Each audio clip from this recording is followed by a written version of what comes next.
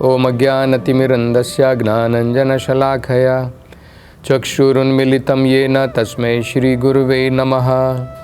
नमो विष्णुपदाय कृष्णप्रेष्ठाय भूतले श्रीमते भक्तिवेदान्तस्वामिन् इति नामिने। नमस्ते सरस्वते देवे गौरवाणी प्रचारिणे निर्विशेषशून्यवादी पाश्चात्यदेशतारिणे। जय श्री कृष्ण चैतन्य प्रभु नित्यानंद श्री अद्वैत गदाधर श्रीवासादि गौर भक्त वृंद। हरे कृष्णा कृष्ण कृष्णा हरे हरे, हरे राम राम राम हरे हरे। हरे कृष्णा। तो पिछली कथा में हमने ये चर्चा की थी कि पृथु महाराज ने अपने जीवन के अंदर में ये साक्षात्कार कर लिया कि भगवान उनके हृदय में भी विराजमान है और भगवान सभी जीवों के हृदय के अंदर में विराजमान है। और अंदर से भगवान ने उनको प्रेरणा दी। क्या प्रेरणा दी? कि ये जो ज्ञान का मार्ग है, ये जो तपस्या का मार्ग है, योग का मार्ग है, ये सब छोड़ करके केवल भगवान की शुद्ध भक्ति में लगने की प्रेरणा दी। तो इस विषय में बहुत सुंदर जो है बताया गया है भागवत में। उसमें कहा है, अप्रमत्तः यावत् गदाग्रजा कथासु रतिम न कुर्यात्। ज्ञानी लोग भी, योगी लोग भी, उनको सफलता तब तक प्राप्त नहीं होती है, उनका भौतिक संसार का भ्रम तब तक दूर नहीं होता है जब तक उनकी रति, उनका इंटरेस्ट भगवान की कथाओं में नहीं आता है। तो क्या कहा है? गदाग्रजा, गदाग्रजा भगवान का एक नाम है। कथासु, भगवान की कथाओं में, रतिम न कुर्यात, जब तक उनका इंटरेस्ट, उनकी रति भगवान की कथाओं में पैदा नहीं होती है, तब तक कर्म का मार्ग, ज्ञान का मार्ग, योग के मार्ग के द्वारा सांसारिक भ्रम उनका दूर नहीं हो पाता है। मतलब असल में मुक्ति की प्राप्ति केवल भगवान की भक्ति मात्र के द्वारा हो सकती है। ये भागवत में जो है पृथु महाराज के द्वारा बताया गया है। तो मतलब भगवान ने प्रेरणा दी कि अब किसी और मार्ग की जरूरत नहीं है, केवल मेरी शुद्ध भक्ति में लग जाओ। तो अब पृथु महाराज का अंतिम समय आ गया है, वो अपने शरीर का त्याग करना चाहते हैं। तो उन्होंने शरीर का त्याग किस प्रकार से किया, ये जो है इसका विवरण दिया है। तो यहाँ पर तो हमने देखा कि भगवान ने उनको प्रेरणा दी है कि योग का मार्ग, ये सब मार्ग छोड़ करके केवल भगवान की भक्ति में लगना है। तो भगवान की भक्ति में लगे हुए हैं। अब उन्होंने क्या किया? वो मुक्त आसन में बैठ गए। मुक्त आसन ये अष्टांग योग की क्रिया होती है। यमा, नियम, आसना, प्राणायाम ऐसे होता है। ये 8 अंग जो है इस प्रकार से जाते हैं, अंत में समाधि बताते हैं। तो पहले यम नियम, अनेकों प्रकार के नियम का पालन करना पड़ता है, इंद्रियों को कंट्रोल करना पड़ता है, आहार को नियंत्रण में लाना पड़ता है, निद्रा, नींद को भी नियंत्रण में लाना है। ऐसे नहीं कि 12-12 घंटे सो रहे हैं और हम सोचे कि हम बड़े योगी बन सकते हैं। तो यम नियम, उसके बाद में कुछ आसन बताए जाते हैं। तो क्योंकि पृथु महाराज ने पहले ये सब अष्टांग योग का अभ्यास किया था, अब इनकी अष्टांग योग के अभ्यास से आसक्ति नहीं है। भगवान ने तो कह दिया है कि इन सब की जरूरत नहीं है, लेकिन इनका प्रयोग वो क्यों करना चाहते थे? भगवत धाम जल्दी वापस जाने के लिए, जल्दी जाने के लिए, कि जल्दी शरीर से मैं बाहर निकल सकूं अपनी मर्जी से। अष्टांग योग का प्रयोग करके व्यक्ति आत्मा को शरीर से अपनी मर्जी से बाहर निकाल सकता है। जितने दिन चाहे शरीर में रह सकता है और जब चाहे इस शरीर से बाहर निकाल करके या तो वो उच्च लोकों में जा सकता है या वापस भगवत धाम को जा सकता है। वो उसके ऊपर डिपेंड होता है। तो पृथु महाराज ने जो पहले उन्होंने अभ्यास किया था आसन वगैरह का, उसका प्रयोग किया। किस लिए किया? इस शरीर से जल्दी बाहर निकलने के लिए और भगवत धाम वापस जाने के लिए। तो अब उन्होंने कैसे किया उसका विवरण बताया है। तो उन्होंने क्या किया? मुक्त आसन में बैठ गए। नाम से ही पता चलता है मुक्त आसन।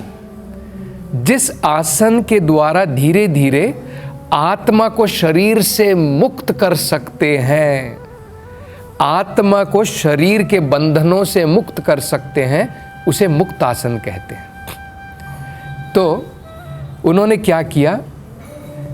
कुंडलिनी के जो चक्र होते हैं, नीचे के चक्र से, जिसे मूलाधार कहते हैं, मूल का मतलब हमें पता है रूट जिसे कहते हैं, तो मूलाधार चक्र पे वहाँ से उन्होंने अपने प्राण को उठाना प्रारंभ किया। तो मूलाधार के बाद में आता है स्वाधिष्ठान चक्र, स्वाधिष्ठान के बाद में आता है मणिपुरा, बाद में विशुद्ध चक्र, अनाहता, फिर बाद में विशुद्धा और अंत में आज्ञा चक्र। तो धीरे धीरे उन्होंने अपने प्राण को उठाना प्रारंभ किया और मूलाधार से लेकर के पेट की तरफ, पेट से छाती की तरफ, छाती से गले की तरफ, और गले के बाद में आज्ञा चक्र कहाँ पर होता है? दो आँखों के बीच में होता है। तो यहाँ तक प्राण को लेकर के आना होता है। इसके बाद में सर के ऊपर ब्रह्मारंध्र बोलते हैं, वहां से आत्मा जो है बाहर निकल सकती है शरीर से। योगी क्या करता है? पहले प्राण को धीरे धीरे नीचे से ऊपर की तरफ लाता है, पेट से लेकर के, पहले मूलाधार से लेकर के धीरे धीरे ऊपर लाता है और आज्ञा चक्र तक लेकर के आता है, और वहाँ से सर के ऊपर, जिसे ब्रह्मरंध्र कहते हैं, वहाँ से आत्मा को बाहर निकाल सकता है। तो ये वेदों में क्या बताया है कि असल में जो अष्टांग योग है उसका लक्ष्य क्या होना चाहिए? आत्मा को शरीर से मुक्त करके वापस भगवत धाम, वैकुंठ धाम जाने का होना चाहिए। लेकिन कई बार क्या होता है, कुछ योगी लोग वापस जाने से पहले भटक जाते हैं अलग अलग स्वर्ग लोकों में। जैसे आप उदाहरण देख सकते हैं, कई बार आप क्या करते हैं, मान लो आपको जाने का है, बेंगलोर से दिल्ली जाना है, आपका गंतव्य वहाँ तक जाने का है, या तो आप एक डायरेक्ट ट्रेन ले सकते हैं, डायरेक्ट फ्लाइट ले सकते हैं। आप डायरेक्ट फ्लाइट लेंगे तो क्या होगा, बेंगलोर से फ्लाइट आपकी उड़ेगी और सीधे जाकर के दिल्ली में लैंड होगी। माफ़ करना, हरे कृष्ण। दिल्ली में जाकर के लैंड होगी। तो ये हो गया डायरेक्ट। नहीं तो आप क्या करेंगे, आप जो है कट जर्नी कर सकते हैं कि बाद में दिल्ली पहुंचूंगा, पहले बेंगलोर से बम्बई जाऊंगा, बम्बई से लखनऊ जाऊंगा, लखनऊ के बाद में एक दो जगह और घूमूंगा और वहाँ से बाद में दिल्ली जाऊंगा। तो कुछ योगी क्या करते हैं, वो स्वर्ग लोकों की तरफ आकर्षित होने के कारण सीधे वैकुंठ धाम को, आत्मा को बाहर निकाल करके वो चाहे तो वैकुंठ धाम तक जा सकते हैं, लेकिन इस भौतिक संसार की तरफ आकर्षित होने के कारण वो स्वर्ग लोकों में चले जाते हैं, सत्य लोक तक चले जाते हैं, बहुत समय तक भटकते रहते हैं इस भौतिक संसार में। तो ये जो है तरीका पृथु महाराज ने इसका प्रयोग किया ताकि जल्द से जल्द वो शरीर से बाहर अपनी आत्मा को निकाल सकें। उनका आइडिया उच्च लोकों तक जाने का नहीं था, क्योंकि वहाँ पर जाने का भी कोई फ़ायदा नहीं है। वेदों में बताया है अब्रह्मा भुवनान लोको पुनर्आवर्तनी अर्जुना। भगवान कृष्ण अर्जुन को बता रहे हैं कि हे अर्जुन, ब्रह्मा लोक तक भी जाने का फ़ायदा नहीं है, स्वर्ग लोकों में जाने का फ़ायदा नहीं है। क्यों? क्योंकि वहाँ पर जाने के बाद में भी दोबारा हमारे पुण्य कर्म जब ख़त्म हो जाते हैं वापस धरती पर आना पड़ेगा। जैसे मान लीजिए आप जो है यहाँ से अमेरिका जाते हैं, आपको जो वीज़ा मिलता है उसका कुछ टाइम रहेगा, 1 महीने के लिए जाएंगे, 2 महीने के लिए जाएंगे। आपकी जब वीज़ा एक्सपायरी डेट आ जाएगी वापस आपको लौटना पड़ेगा। तो यही होता है। तो स्वर्ग लोकों में, इस भौतिक संसार में हम कहीं पर भी चले जाएं वापस तो आना पड़ेगा। अमेरिका में हो सकता है हमारे से ज़्यादा फैसिलिटी हो भौतिक भोगों की, लेकिन वहाँ पर भी जन्म है, वहाँ पर भी मृत्यु है, वहाँ पर भी बीमारियाँ हैं।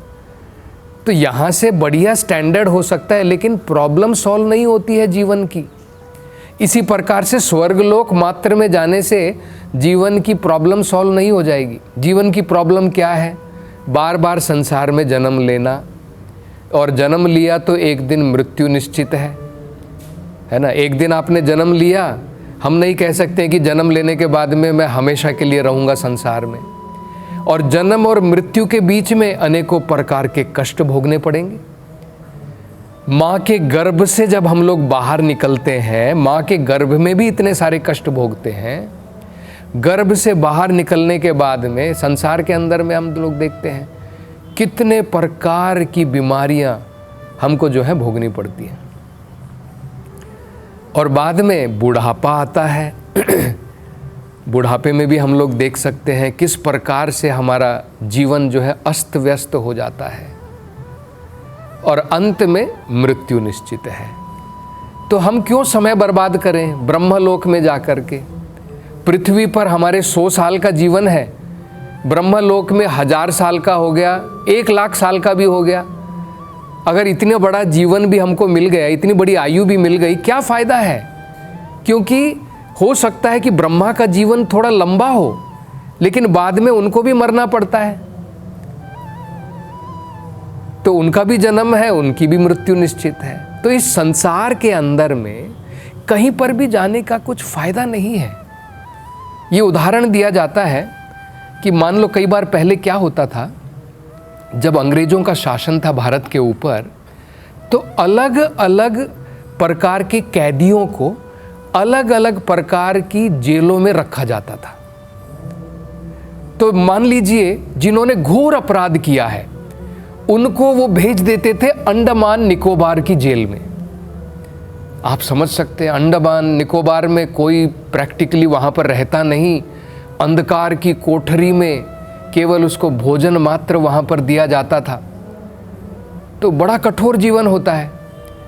तो वो जो व्यक्ति उस जेल के अंदर में है, उसका लक्ष्य क्या होना चाहिए कि भाई मुझे इस जेल से बाहर निकलना है, या फिर वो खुश रहेगा कि भाई अंडमान निकोबार की जेल से अगर मेरा ट्रांसफ़र तिहाड़ की जेल में हो जाए थोड़ा तो जीवन बेटर होएगा। क्या वो लक्ष्य होना चाहिए? अरे भाई वो भी तो जेल है, वहाँ पर थोड़े कष्ट कम होंगे, लेकिन आपको छुटकारा नहीं है। कई बार आपने देखा होगा पॉलिटिकल प्रिजनर होते हैं, पॉलिटिकल प्रिजनर को घर में जो है बंद कर दिया जाता है। उनकी परिस्थिति दूसरे प्रिजनर से बढ़िया होती है। वो न्यूज़पेपर पढ़ सकते हैं, वो अपने मन का भोजन खा सकते हैं, लेकिन अपने घर को छोड़ करके बाहर नहीं निकल सकते, फ्रीडम नहीं है, तो उनकी लाइफ थोड़ी बेटर हो सकती है। तो मतलब 3rd क्लास प्रिजन से 2nd क्लास में आ गए, 2nd क्लास से 1st क्लास में आ गए, और आप बोले कि भाई अब तो मज़ा आ गया, बहुत खुश हूँ मैं, पहले तिहाड़ की जेल में था, उससे पहले अंडमान निकोबार की जेल में था, अब थोड़ी बेटर जेल में आ गया। ये हमारे जीवन का लक्ष्य नहीं होना चाहिए। जीवन का लक्ष्य होना चाहिए इस भौतिक जेल से बाहर निकलने का, इससे मुक्ति प्राप्ति का। तो पृथु महाराज जो है वो नहीं भटके, उनका मकसद क्या था, उनका लक्ष्य क्या था, ये मुक्तासन करने का, जल्द से जल्द आत्मा को शरीर से बाहर निकालूं और सीधा वैकुंठ लोक की तरफ प्रस्थान करूं, जहां पर वापस जा करके पुनर्जन्म न विद्यते, दोबारा इस संसार में आकर के पुनर्जन्म लेने की जरूरत नहीं पड़ेगी। ये भगवान भगवत गीता में बताते हैं, जन्म कर्म च मे दिव्यम एवं यो वेत्ति तत्वतः त्यक्त्वा देहम पुनर्जन्म ना इति मामेति सो अर्जुना। हे अर्जुन, जो व्यक्ति मेरे जन्म के बारे में, मेरे कर्म के बारे में जो दिव्य है, आम नहीं है भगवान जब इस संसार में आते हैं, बाहरी रूप से लग सकता है कि उनके कार्य भी हमारी भांति हैं, लेकिन भगवान के कार्य दिव्य होते हैं। तो जो सही प्रकार से भगवान के कार्यों को, भगवान के जन्म को, भगवान की लीलाओं को सही अर्थ से समझ लेता है, भगवान कहते हैं वो वापस भगवत धाम आ जाता है, दोबारा पुनर्जन्म न विद्यते, इस भौतिक संसार में दोबारा जन्म लेने की जरूरत नहीं पड़ेगी। अब आगे जो है किस प्रकार से उन्होंने अपनी प्राण को ऊपर उठाया, और अब वो अपने शरीर का किस प्रकार से वापस प्रकृति में उसका मिलन कर देते हैं और आत्मा को शरीर से बाहर निकालते हैं, इसकी चर्चा हम अगली कथाओं में करेंगे। हरे कृष्णा।